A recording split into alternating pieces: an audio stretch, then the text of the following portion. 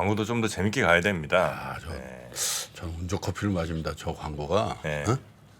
저 유튜브 업계에서 제일 오래된 광고래요. 아 그렇습니까? 레전드랍니다. 근한 3년 한 3년? 예.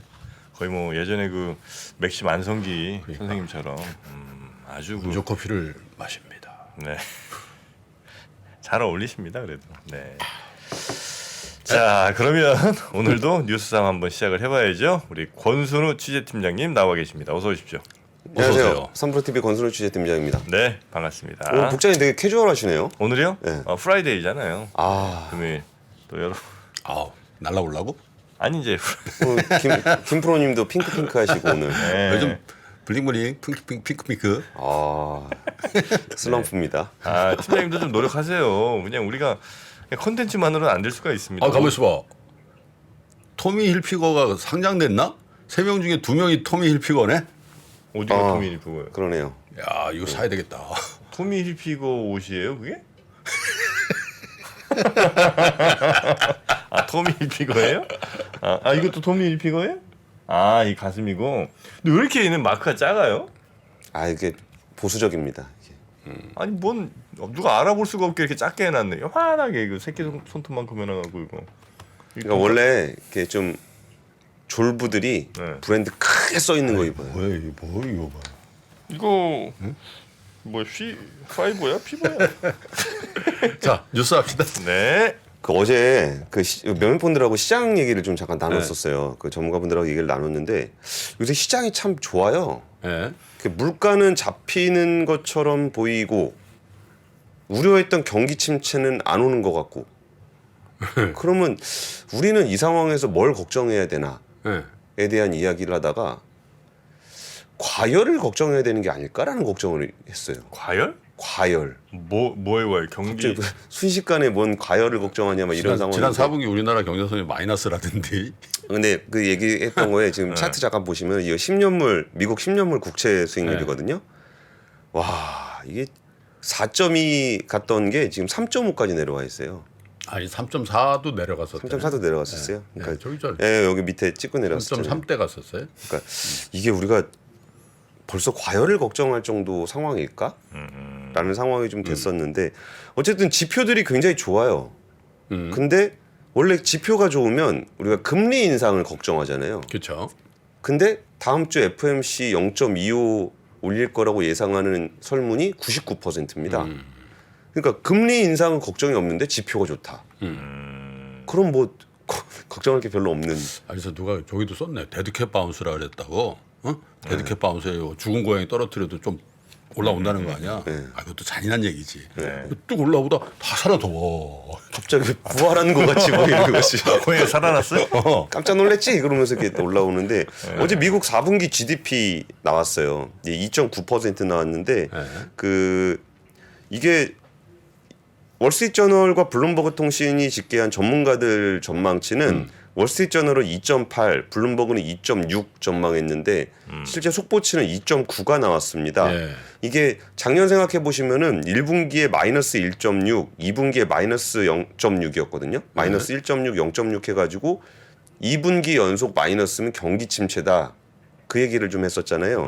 근데 3분기에 플러스 3.2하고 올해가 4분기에 2.9 하면서 연간으로도 플러스가 됐습니다. 근데 보시면은 정말 그 GDP에 대한 고민이 좀 있었어요. 이때 코로나19 이후에 지금 차트로 보여드리면은 마이너스 가다가 요 기정가보다 그리고 기정하면 쭉 올랐다 다시 마이너스 그리고 플러스 이렇게 됐거든요.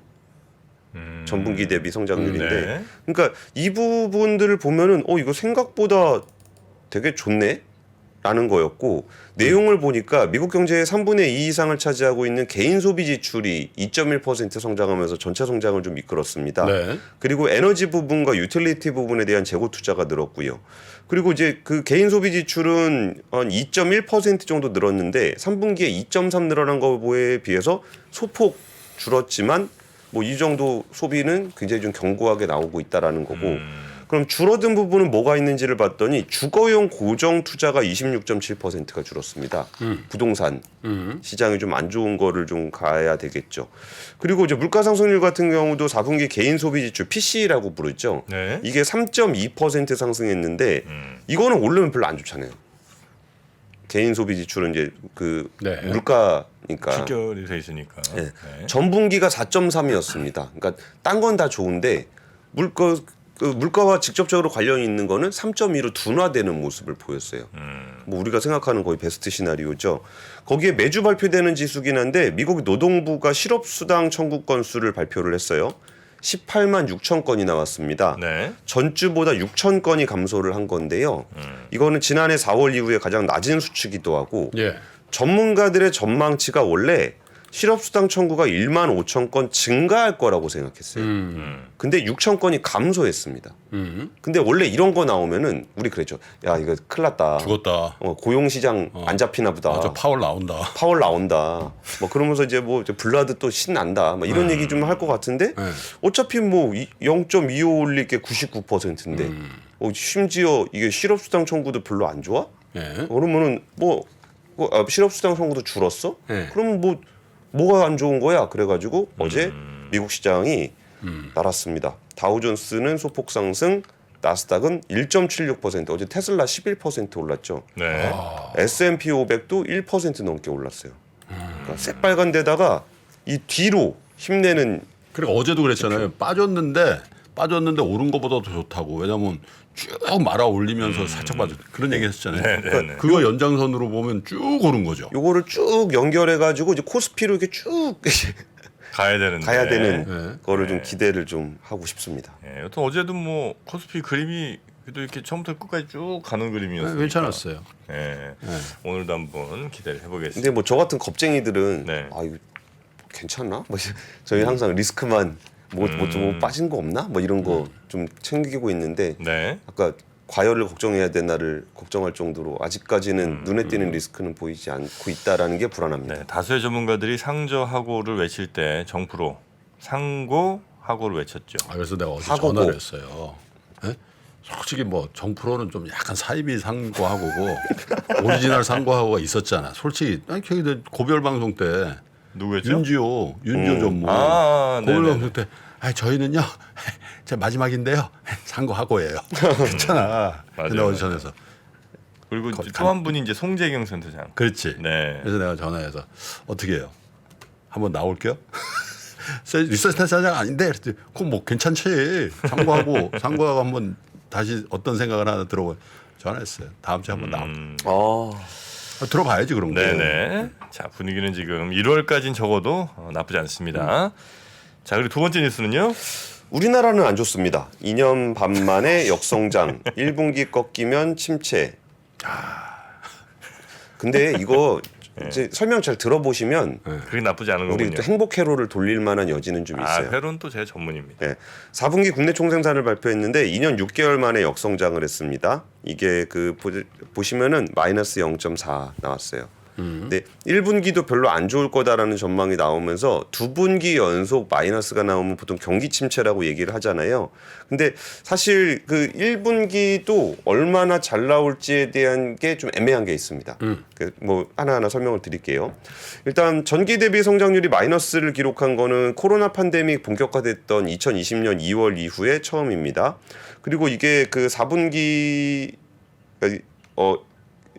한국은행이 이거 한국은행에서 발표한 국내 네. 총생산입니다. 네. 올해 성장률 전망치는 지난해 11월 제시했던 1.7%보다 낮출 수 있다라고 얘기한 적이 있거든요. 한국은행은. 네. 그래서 4분기에 이게 마이너스 나온다는 게 뭐 어느 정도는 좀 예상이 좀 돼 있었던 거긴 합니다. 네. 대표적인 이유는 이제 수출이죠. 수출이 워낙 안 좋았었고 지난 21일 발표한 1월 수출 지표도 지난해 같은 기간보다 2.7% 감소를 했어요. 같은 기간 무역 수지 적자 102억 달러 됐고요. 이 추세가 이달 말까지 이어지면 10개월 연속 무역 수지 적자를 기록하게 됩니다. 그러니까 올해 1분기 수출도 이게 안 좋기 때문에 올해 1분기도 마이너스가 될 수도 있어요.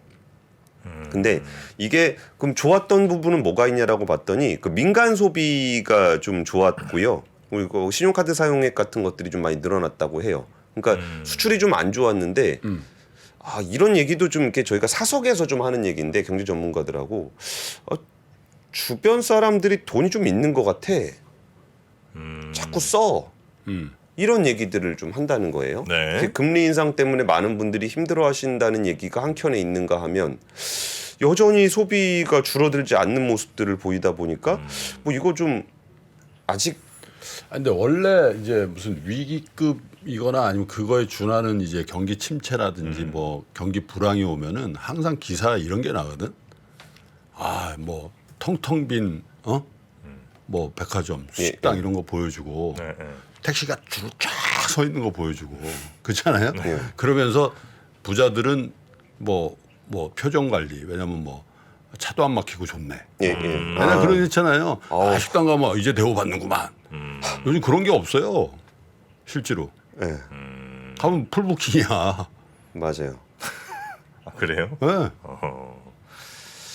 근데 또 있는 분들은 좀 뭐 많이 쓰는 것 같긴 하더라고요. 그러니까 많이 쓴다니까. 네, 그러니까 그 소비가 조금씩 분절화되긴 하는데 그래도 대부분 그냥 이 팬데믹 효과가 아닌가 싶은데 그래도 그리고 여행 수요도 보면은 민간 소비 지출에 여력이 좀 있는 것으로 보여요.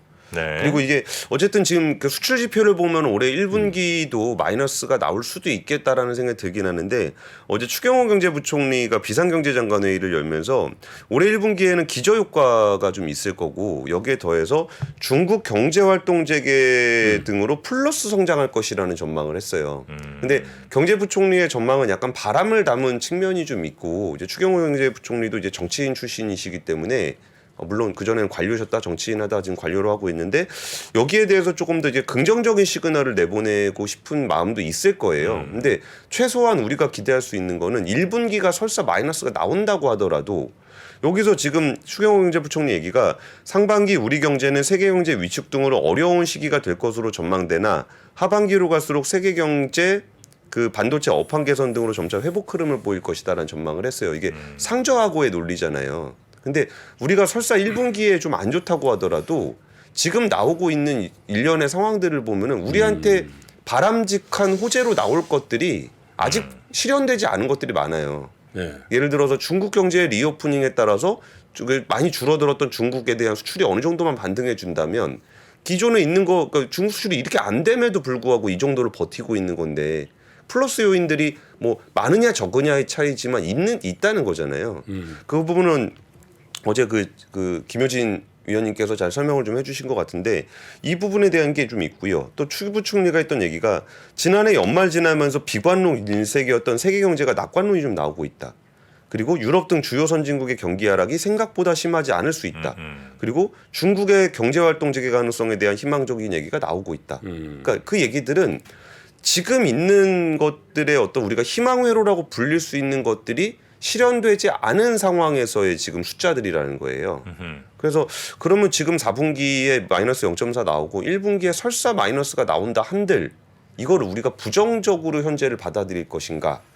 왜냐하면 그 뒤에 나오는 희망적인 전망들은 거의 특별한 문제가 없는 한 현실화될 가능성이 높은 이벤트들이잖아요. 그러고 보니까 상고하고만 있었던 건 아니네. 상고하저도 있었네. 있어요. 예, 송재경 센터장이 사실은 조용무 박사. 네, 송재경 센터장도 조용무 상고하죠예요. 예, 정프로는 그래서 상고하고 상고하저 얘기했던 분들 다시 한번 보셔야 되겠다. 상고하죠. 네. 예, 상고하죠.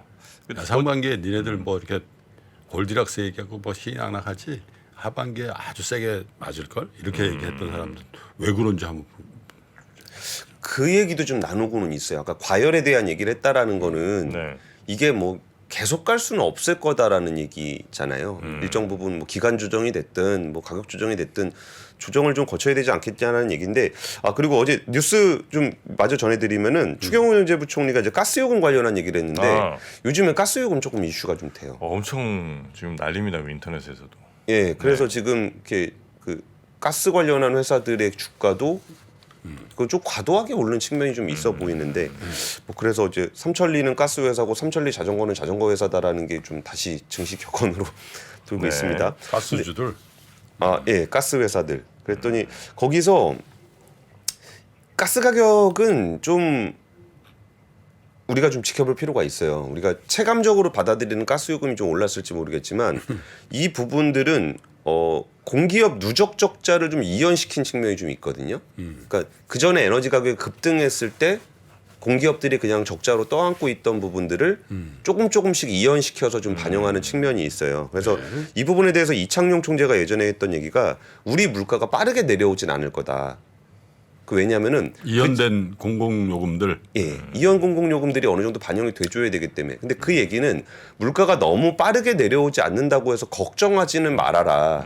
지금의 경제 사정 때문에 그런 것이 아니라 물가 상승분을 이연시킨 부분이니까 그렇게까지 걱정하지 말라는 얘기였는데 네. 어쨌든 이 부분은 이제 그 국민들이 체감하기에는 굉장히 부담이 좀 크게 될 것이기 때문에 올해 겨울 한시적으로 117만 가구에 그 지원금을 15만 2천 원에서 30만 4천 원으로 2배 인상하기로 했습니다.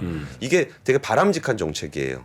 에너지 가격에 대해서는 어느 정도 반영을 해주면서 네. 취약계층에 대해서는 정부가 세금으로 보전해주는 방식. 야, 근데 어제도 대성에너지가 도시가스 업체잖아요. 22.35%가 올랐는데 네. 대성에너지에서 뭐라 그랬냐면은 회사 측에서 최근 주가는 과도하게 올라 하락할 위험성이 크다. 회사에서 이렇게 얘기를 했어요. 그렇게 안 되죠. 회사에서 이런 얘기를 하는 거는 어떻게 보면 바람직한 얘기일 수도 있겠네.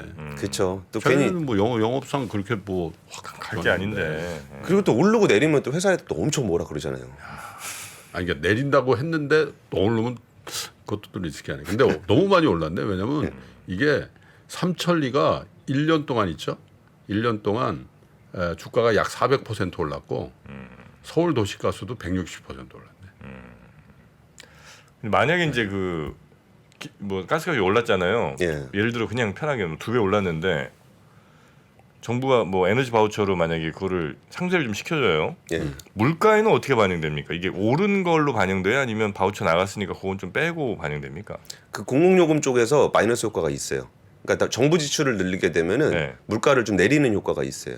아 물가에도 그럼 그렇게 반영이 좀 되는 모양이군요. 근데 에너지 가격을 그대로 시장에다 반영을 그러니까 에너지 가격을 그냥 눌러버리면은 부자나 서민이나 이제 똑같은 효과를 보잖아요. 근데 이거를 그냥 에너지 가격은 에너지 가격대로 올리면 부자들은 부자들대로 많이 내고 서민들도 많이 내는데 이걸 정부를 보전을 해주면 서민들만 보전을 해주잖아요. 그러니까 이게 정책적으로는 그게 바람직한 방향이라는 거죠. 근데 사실 뭐 돈이 있는 분이나 없는 분이나 전기요금 오르고 가스요금 오르면 기분 나쁘잖아요. 그런 부분들이 이제 여론의 부담이 좀 있는 측면이 있는 거죠. 네. 근데 지금 시간이 없어가지고 네, 바로 세 번째 뉴스 갈까요? 그 현대차 어제 역대 최대 실적 냈다.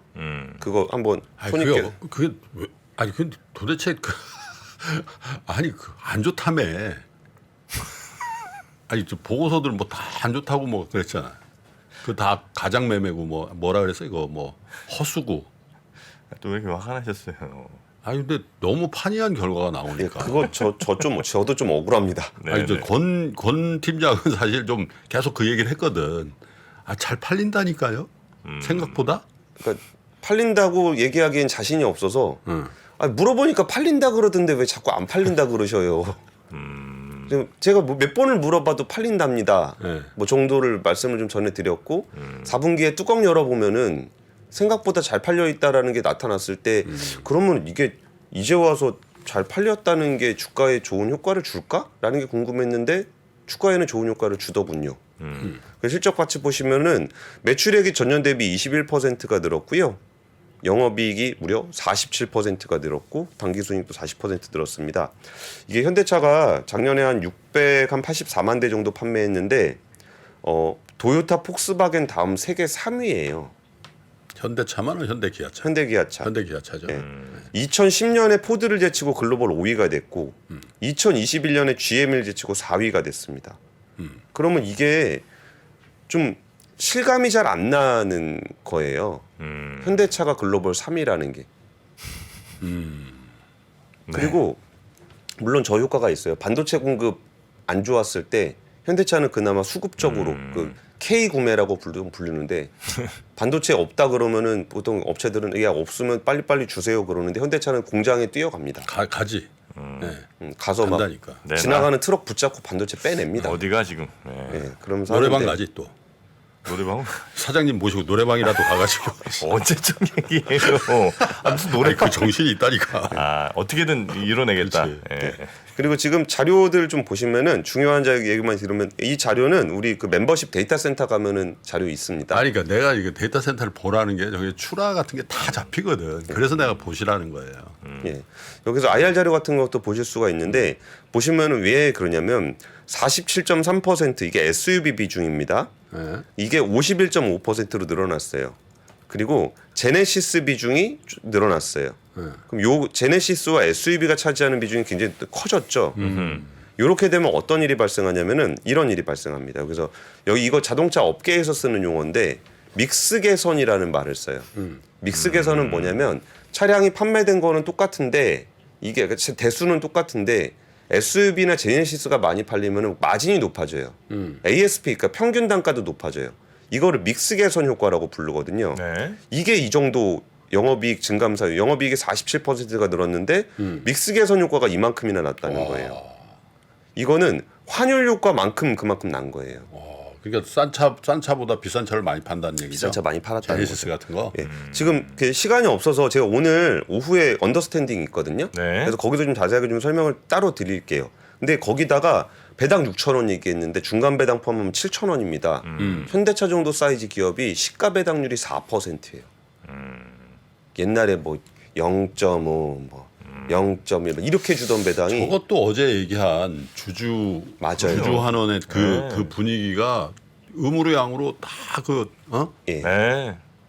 거기에 자사주 소각 1%. 그러니까 자사주 소각까지 3천억 자사주 소각하기로 했어요. 현대차가 소각을 해? 그리고 이 여기에 더해서 네. 주주환원 정책 따로 만들어 또 발표드리겠다. 1,400만 이제 투자자들이 그만큼 그러니까. 네, 그러니까. 힘을 가진 거고 똑똑해지는 겁니다. 계속 한 2, 3년 동안 자사주 매입은 아무 의미 없습니다. 계속 얘기하고 소각을 해야 됩니다. 계속 얘기지. 그렇죠, 예. 그렇죠. 그리고 이게 글로벌 자동차 시장의 판세가 되게 다양하게 벌어지고 있는데 도요타 키오 사장이 사임했죠. 14년 만에 회장으로 승진을 했는데 여기에서 승진의 개념이 좀 달라요. 승진이 되면 후견인이 되는 겁니다.